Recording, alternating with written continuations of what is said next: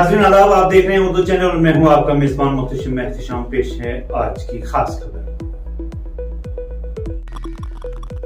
One day world cup 2023 से ठीक पहले मुनक्कद होने वाले एशिया कप 2023 में हिंदुस्तान की मुहिम 2 सितंबर को रवायती हरीफ पाकिस्तान के खिलाफ शुरू होगी।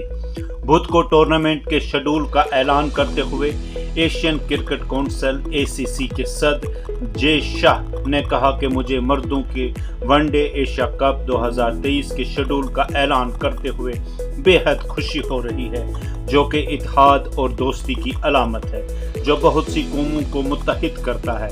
श्रीलंका और पाकिस्तान के मुश्तरका तौर पर मुनक्कद होने वाले इस टूर्नामेंट का आगाज 30 अगस्त को मुल्तान में पाकिस्तान और नेपाल के दरमियान मैच से होगा। बांग्लादेश और श्रीलंका 31 अगस्त को वस्ती श्रीलंका में वाक़ा शहर कैंडी में मुकाबला करेंगे। हिंदुस्तान अपना पहला मैच पाकिस्तान के खिलाफ खेलने के बाद 4 सितंबर को नेपाल से खेलेगा। अगर हिंदुस्तान सुपर 4 के लिए क्वालिफाई करता है तो उसका मुकाबला एक बार फिर 10 सितंबर को पाकिस्तान से होगा।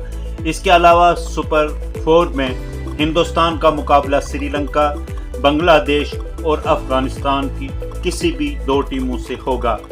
एशिया कप 2023 का फाइनल 17 सितंबर को श्रीलंका के शहर कोलंबो में खेला जाएगा।